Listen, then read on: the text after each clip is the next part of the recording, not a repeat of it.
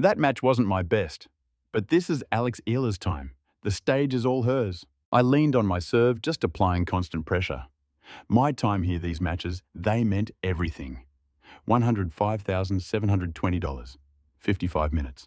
A 6-love second set over before the flags in the upper deck even stilled. The night was March 11th, the place Indian Wells. 20-year-old Alex Eala left Stadium 1 dismantled by the 14th seed Linda Noskova. 6-2-6 love. 55 minutes. Every camera zoomed in on the brutal final score. But the broadcast missed the one number that reframed her entire defeat. At the BNP Paribas Open paydays don't wait for handshakes. Her check was signed the second her name hit the fourth round draw. Noskova's on-court dominance was irrelevant. The payout was guaranteed. The story that mattered more than the score was the scene inside Stadium 1 for those 55 minutes. To see what happens next as it unfolds, not in a recap, not from someone else, subscribe right now. 4 days earlier, Eala had hit the California desert for her Indian Wells debut, instantly making the tournament draw feel too small to hold her. She dismantled Diana Yastremska in straights. Then fourth seed Coco Gauff, down 6-2, 2-love retired, handing Eala the fourth round. Her $105,720 was secured. So the Noskova match was house money from the start. What the schedulers, the attendance staff, and the ticketing gurus never projected was the fan frenzy that defined Eala's every moment in that desert. It wasn't just during her matches.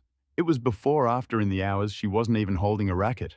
The 2026 BNP Paribas Open changed the rules, blocking ground pass holders from Stadium 2 access they'd always had. Management called it a refinement. Fans found new gates and a tense, frustrated vibe inside the second biggest court. The Athletic and Tennis Gazette reported on the policy's real-world fallout. Premier matches played out to sparse crowds. The lower bowls sat half empty. Side sections, which should have pulsed with WTA 1000 energy, felt like a Tuesday practice. Arena Sabalenka, world number 1, simply did her job. She walked on court, eliminated Naomi Osaka 6-2, 6-4, and advanced to the quarterfinals. She proved precisely why she holds that rank. Nothing could diminish her dominant result. But that stadium's atmosphere wasn't built for her. It wasn't for anyone whose fans were there by default, not devotion. Over on Stadium 1, something was breaking out that tournament planners never saw coming and couldn't control. Every night, the upper bowl was a sea of flags. The 2026 BNP Paribas Open's prize money rules are crystal clear, making the fourth round locks in $105,720. That number doesn't change with match duration. It doesn't shrink if a second set is a 6-love 30-minute affair. It isn't reduced if court time is barely an hour. Eala earned every cent the moment she made the round of 16. The contract was fulfilled. Noskova's winners only changed the scoreboard. They changed nothing else that mattered. Now imagine you're Linda Noskova, the 14th seed. You put on a clinical, dominant performance, a 55-minute 6-2, 6-love rout of a debutante who was completely lost. You seal the deal flawlessly. You play exactly like your ranking demands. You finish with absolute authority. And the packed stadium above you isn't cheering for you. The upper bowl is a wall of Filipino flags, organized sections, jerseys, and coordinated chants. Fans who drove across states, who flew from overseas, all for this one player. Not for the event, not for the purse. For Eala. Noskova won the points, but the stadium belonged to someone else. And this fan movement didn't just start on match day. Eala's practice sessions this week, just warm-ups, not even competitive sets, drew crowds so big that staff had to scramble. Nearby actual main draw matches played to light applause, while hundreds watched a 20-year-old warm-up. That is not a surge. It's a movement. A fan base declaring their presence is a statement organized one match at a time, week by week, into a force that rankings can't measure and the box office can't create. Earlier in the week, Eala took the court and Stadium 1 was packed before the first serve. The Filipino flags flooded the upper deck the second she beat Yastremska. They were there when Gauff, down 6-2, 2-love, retired. They waited by the practice courts on her off days. And on March 11th, they filled every row as Noskova walked out to face an opponent whose fans had already claimed the night. The match was over. The flags stayed until the stadium went dark. "I never saw this coming," Eala admitted. That wasn't an act. It was pure shock. She was in uncharted territory, writing a script that had never existed. But one group wasn't shocked at all. The true believers. They knew her worth long before the rankings ever did. For years, they saw the packed stands while the networks slept, making their case all along. She's not ready, though, they were told. Just wait. They knew the truth would come out.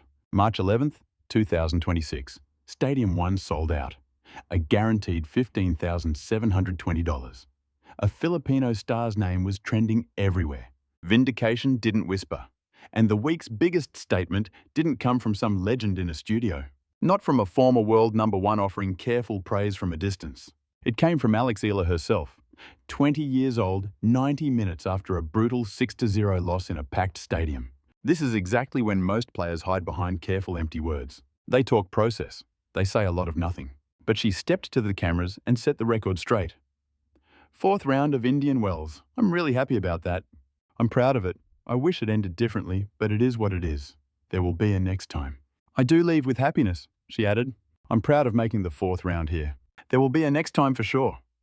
This from a player fresh off a 6-0 drubbing in her debut. She spoke with the composure of a veteran who'd already tallied the score, the money, the crowd, the career path.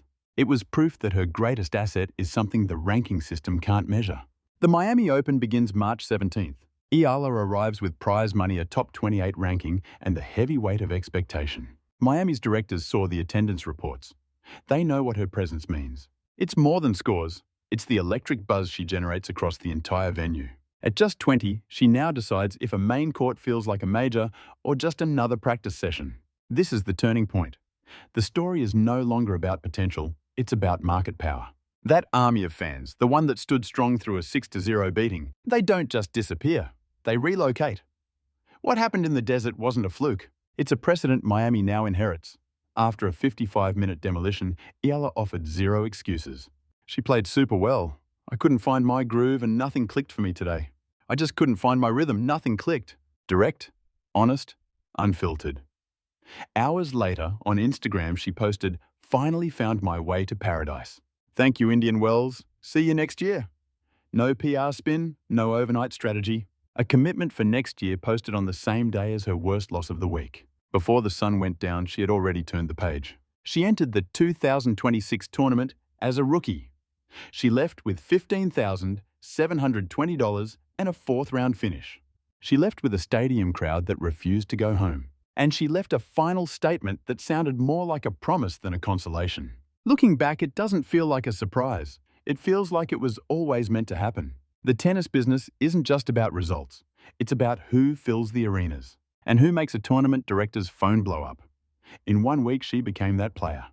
Eala now controls a narrative that rankings can't, and in 2026, that's the ultimate power. What's worth more, a quarterfinal finish or Eala's sold-out stadium and $5,720 for 55 minutes? The debate is real, and Miami opens on March 17th. After what we saw on March 11th, the biggest court might not belong to the #1 seed. If you want to see what's next in real time, not the recaps, subscribe now. This story doesn't wait.